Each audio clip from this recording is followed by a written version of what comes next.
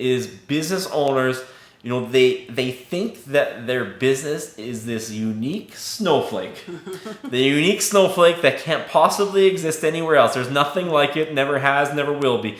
And then what that causes them to do is most entrepreneurs then build their marketing plans based on feelings, and they ignore overwhelming data on effective, proven strategies that will work in almost every single industry. Yeah.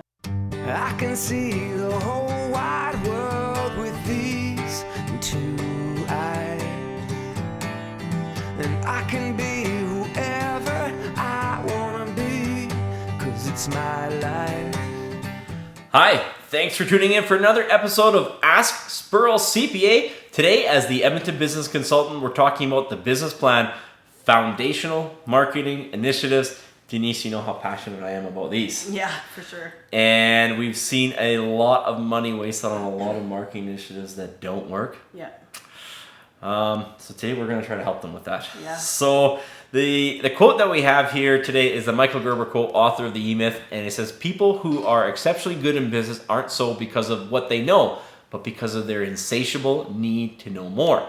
And the statistic that we have are 50% of all Canadian business will go out of business in the first 5 years, and 42% of those failed business owners will list their inability to get enough customers as one of the primary reasons for their failure, making the inability to get enough customers at 42% as the most common reason for business failure. Now, the story that we have here is business owners, they think that their business is this unique snowflake. The unique snowflake that can't possibly exist anywhere else. There's nothing like it, never has, never will be. And then what that causes them to do is most entrepreneurs then build their marketing plans based on feelings, and they ignore overwhelming data on effective, proven strategies that will work in almost every single industry. Yeah. So Denise, how do we avoid this carnage? How do we help these guys avoid it? What are the questions we need to ask? Yeah. So, Josh, are there basic marketing strategies that will work for almost every small business? Yes, there are basic small business strategies that will work for almost every small business. Think of the days of when the yellow pages used to exist. Almost every single business should list in the yellow pages. It was an absolute no-brainer. It would work 100% of the time if you listed in the yellow pages. Although the yellow pages are gone, there are proven strategies that have replaced it. The problem is they're hard to see because a lot of the proven strategies, the ones that will definitely work, are commingled along with ones that might work. And you got to separate those, and that's what we're going to try to help them do. So is an optimized Google My Business listing with reviews on one of them? It is the first. It is the primary. It is like the holy grail if you are going to start a small business, any small business in almost any industry. An optimized Google My Business listing or a Google Maps listing where you list your business on Google, where it shows up and starting to get reviews. I mean, it is just huge. I mean, 88% of your ideal and likely buyers are going to read those reviews. And whether you get a hand-to-hand referral or they find you online, they're going to look at the reviews. So get the Google My Business listing. And if you don't have that Google My Business listing set up and you're getting reviews, your website isn't going to show up anywhere. It's going to be spend a bunch of money on a billboard, the pretty billboard that sits in the middle of the woods and nobody sees it. So you got to get that Google My Business listing set up. You got to optimize it. And one of the things you got to do is start getting reviews.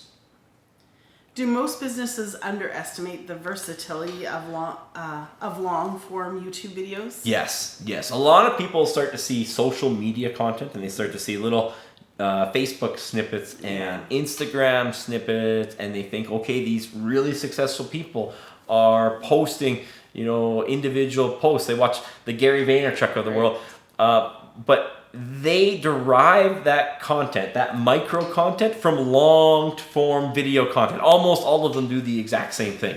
So you start with long form video content, and even if you don't get to that micro content and chopping it up sort of thing, there's so much that you can do with long form YouTube videos. First of all, the long form YouTube videos, you don't have to get 1 million subscribers. You can get 3 views. Those might be 3 views from your ideal and likely buyers if you put the right keywords into it and optimize it as such. and then you can use the content from the YouTube videos to get your website to rank, because you need words for the website, and you can get it from long form content. You can't get enough content from 60-second videos. So people are drastically underestimating how much you can repurpose and what you can do with one single long form YouTube video.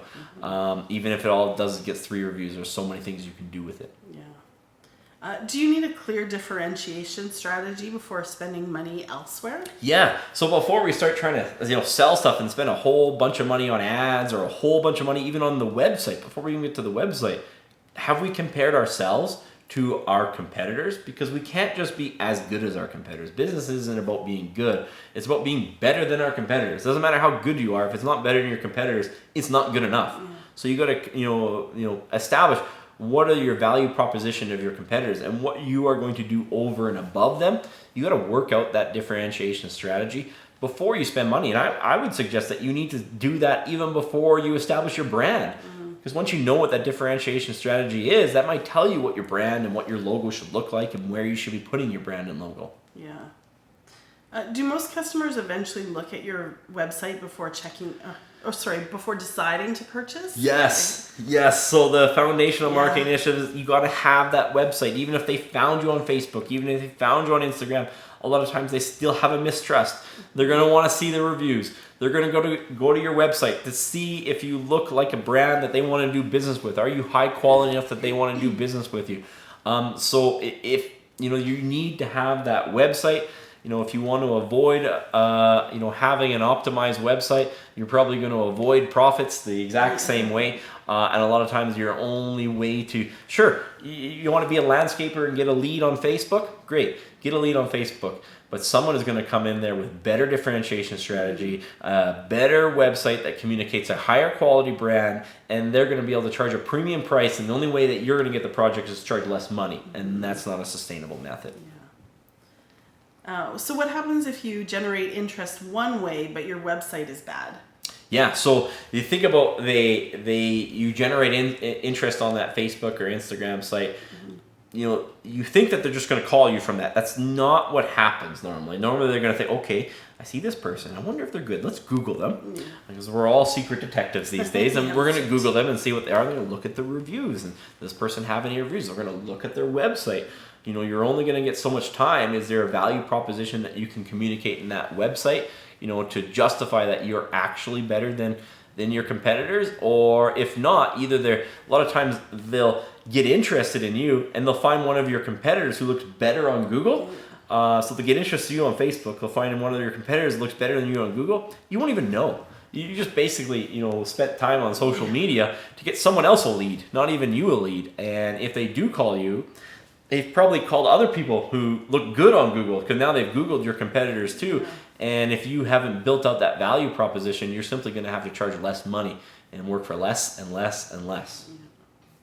Are there other marketing strategies that will only work for specific businesses? Yeah, when we look at those foundational marketing initiatives, we're looking at the Google My Business listing, your differentiation strategies, your website, maybe some sales training in there. Now, there's other marketing strategies that will only work for specific business. Let's say, like, are we going to do Facebook? Are we going to do trade shows or other events? Are we going to do networking? Are we going to drop some print media? Maybe we're going to have an outbound call strategy. Those aren't the foundational marketing initiative. Those are more, specific. They're going to work for some businesses. So what are some examples of strategies that will only work for specific businesses? I like the Facebook example. I mean, let's look at even in our business. We run Facebook ads to get people to come to our business boot camp. But because it's a social event, it's a group setting, and people are in that, social set of mind when they're on Facebook. But we spend our money advertising for the firm on Google. All right. The same thing. Let's pretend you're a plumber. If I always use it. If your basement's flooded, you don't search Facebook. You search Google. When you're in that moment of need, that pain point where you want it right now, Google is right now. We see a lot of fitness-based businesses. Their Facebook ads are fantastic. I mean, their Facebook ads will do tremendously better than they might outperform their Google ads, because it's a social atmosphere. It's not a pain point Google driven. They didn't even know that this type of fitness training was available, and we educated them on Facebook when they were in a kind of a social set of mind. Right. So do you separate the common strategies and business-specific strategies in the plan? Yeah, so I like to separate them into, these are the foundational marketing initiatives. These are what you need to do, and those foundational marketing initiatives look very similar no matter what business that you're in. You're going to do some derivative of them. You're going to get some reviews. You're going to get a website that looks good. You're going to flush out your differentiation strategy, make sure your brand is on point. You're going to do that regardless of whatever business that you're in. And then those pipeline marketing initiatives. Are we going to run Google ads? Are we going to run some Facebook ads or some Instagram ads? Or are we going to do some posting? We're going to do some networking. Those are more specific to your business and your vision and your current circumstances. And we'll separate those in the business plan. So we realize that we can't just do those pipeline marketing initiatives and ignore the foundational marketing initiatives. So do the pipeline initiatives often only work if the foundational initiatives are in place? Almost every time. So although you can just buy a whole whack load of Google ads and you have no reviews and you have a bad website or no website. I mean, yeah, it might work if you throw enough spaghetti on the wall. Some of it might stick, but let's make sure that wall, instead of throwing the spaghetti at the wall, let's make that a bucket. We're throwing spaghetti at a bucket and it lands in the bucket.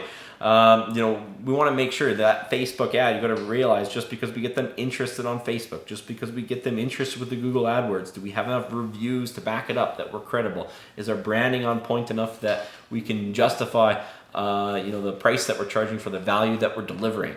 A lot of times those pipeline initiatives, people give up on really good pipeline initiatives. They'll give up on Google ads. They'll give up on Facebook ads when the ad wasn't a problem. They didn't have enough foundational initiatives to convert that sale once someone was interested. Right.